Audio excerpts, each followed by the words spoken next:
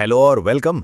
आज के इस एक्सप्लेनर में हम डेमोक्रेसी यानी लोकतंत्र के उस पुर्जे को डिकोड करेंगे जिसके बिना ये गाड़ी चल ही नहीं सकती। जी हां, हम बात कर रहे हैं पॉलिटिकल पार्टीज यानी राजनीतिक दलों की। हम सोर्स टेक्स्ट के कुछ बहुत ही दिलचस्प फैक्ट्स के जरिए इनकी पूरी वर्किंग को समझने वाले हैं। तो आज का हमारा फ्लो कुछ ऐसा रहेगा। सबसे पहले हम जानेंगे कि आखिर इन पार्टीज की ज़रूरत ही क्यों है और ये काम क्या करती हैं। फिर देखेंगे कि दुनिया भर में इनके कौन कौन से सिस्टम्स चलते हैं। इसके बाद जनता के भरोसे से जुड़ा एक बहुत ही हैरान करने वाला विरोधाभास या कहें तो पैराडॉक्स डिस्कस करेंगे।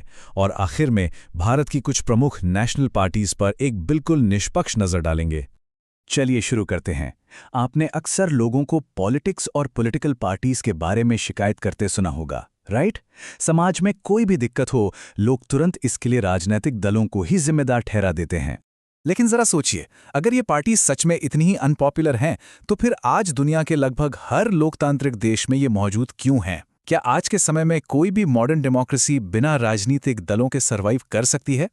इस सवाल का जवाब इसकी बहुत ही सिंपल सी डेफिनेशन में छिपा है।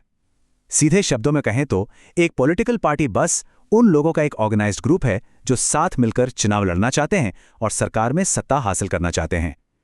इनका अल्टीमेट गोल होता है ऐसी नीतियां बनाना जो पूरे समाज के फायदे के लिए हों।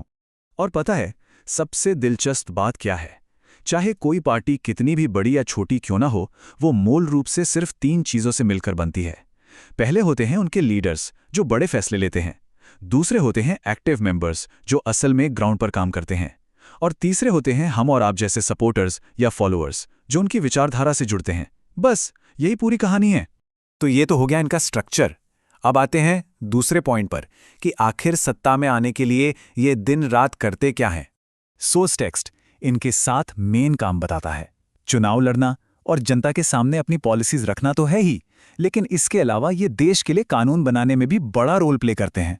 जो पार्टी जीतती है वो सरकार चलाती है और जो हार जाती है वो विपक्ष यानी ऑपोजिशन का बहुत जरूरी रोल निभाती है ताकि सत्ता पर लगाम रहे। साथ ही ये पब्लिक ओपिनियन बनाते हैं और आम लोगों तक सरकारी योजनाओं की पहुंच आसान करते हैं। अब जमीनी स्तर पर यह सब कैसे होता है? आपने अक्सर चुनाव के वक्त अपने आसपास की दीवारों पर पेंट किए गए अलग अलग चुनाव चिन्ह तो देखे ही होंगे। ये कोई आम पेंटिंग नहीं है, बल्कि ये इस बात का सबूत है कि पॉलिटिकल पार्टीज समाज के बिल्कुल आखिरी इंसान तक, ग्रास रूट लेवल तक पहुंचने की कितनी गहरी कोशिश करती हैं। इनके वर्किंग समझने के बाद अब थोड़ा जूम आउट करते हैं और देखते हैं कि ग्लोबल लेवल पर अलग अलग देश इस सिस्टम को कैसे हैंडल करते हैं। दुनिया भर में मुख्य तौर पर 3 तरह के सिस्टम देखने को मिलते हैं। पहला है वन पार्टी सिस्टम, जैसे चाइना में, जहां सिर्फ एक ही पार्टी को सरकार चलाने की इजाजत होती है। दूसरा है 2 पार्टी सिस्टम, जैसे अमेरिका या यूके में, जहां पावर आमतौर पर 2 मेन पार्टीज के बीच ही घूमती रहती है। और तीसरा है मल्टी पार्टी सिस्टम, जैसे हमारे इंडिया में, जहां कई पार्टीज चुनाव जीत सकती हैं और गठबंधन यानी कोलेशन बना सकती हैं। ये सिस्टम डाइवर्स पॉपुलेशन के लिए एकदम परफेक्ट है। मल्टी पार्टी सिस्टम की बात से हम एक बहुत ही इंटरेस्टिंग डेमोक्रेटिक पैराडॉक्स पर आ जाते हैं। चलिए डेटा की नज़र से देखते हैं कि पब्लिक का इस सिस्टम पर कितना भरोसा है। बड़े सर्वे का डेटा एक बहुत ही चौंकाने वाली बात बताता है। ग्लोबली और खासकर साउथ एशिया में पॉलिटिकल पार्टीज पर जनता का भरोसा सबसे कम है। ज्यादातर लोग साफ कहते हैं कि उन्हें राजनीतिक दलों पर बिल्कुल भी भरोसा नहीं है या फिर बहुत कम भरोसा है। लेकिन रुकिए, असली ट्विस्ट तो अब है। भरोसे की इस भारी कमी के बावजूद अगर हम इंडिया की बात करें तो यहां पॉलिटिकल पार्टीज के मेंबर्स के रूप में एक्टिवली पार्टिसिपेट करने वाले लोगों का ग्राफ पिछले 30 सालों से लगातार ऊपर जा रहा है। और ये रेट कनाडा, जापान, स्पेन और साउथ कोरिया जैसे डेवलप्ड देशों से भी कहीं ज्यादा है ना? कमाल की बात। लोग भरोसा नहीं करते, फिर भी उनसे गहराई से जुड़ते हैं। चलिए अब इन सब थ्योरीज और डेटा को थोड़ा प्रैक्टिकल बनाते हैं।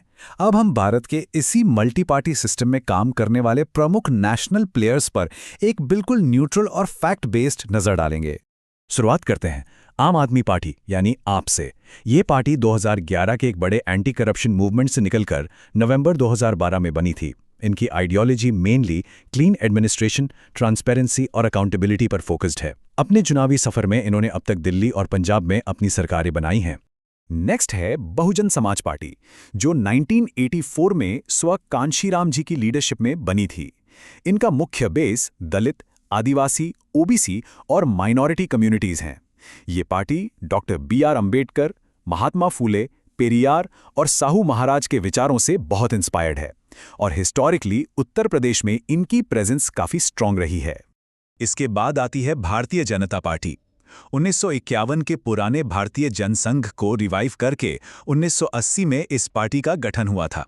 इनकी विचारधारा ancient Indian culture, integral humanism यानी समग्र मानवतावाद और कल्चरल नेशनलिज्म पर बेस्ड है। यूनिफॉर्म सिविल कोड और रिलीजियस कन्वर्जन पर बैन इनके कुछ प्रमुख स्टैंड्स हैं। 1998 में इन्होंने ही नेशनल डेमोक्रेटिक अलायंस यानी एनडीए को लीड करते हुए सत्ता हासिल की थी। फिर हम बात करते हैं भारतीय कम्युनिस्ट पार्टी मार्क्सवादी यानी सीपीआई-एम की, जो 1964 में बनी थी। इनकी फिलॉसफी मार्क्सिज्म, लेनिनिज्म, सोशलिज्म और सेक्युलर डेमोक्रेसी पर आधारित है।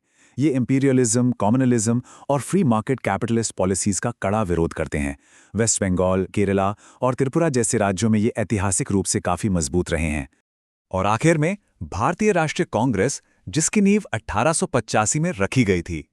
ये दुनिया की सबसे पुरानी पॉलिटिकल पार्टीज में से एक है। आजादी के बाद जवाहरलाल नेहरू की लीडरशिप में एक मॉडर्न, सेक्युलर और डेमोक्रेटिक रिपब्लिक बनाने में इस पार्टी का एक बहुत ही डोमिनेंट रोल रहा है।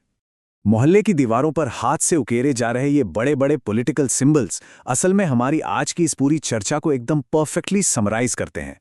ये अलग अलग नेशनल पार्टीज जो हमारे गली मोहल्लों में दिन रात एक्टिव दिखती हैं, इसी विशाल और डायनामिक मल्टी पार्टी इकोसिस्टम की धड़कन है। तो ये सब हमें एक बहुत ही गहरे सवाल पर लाकर छोड़ देता है।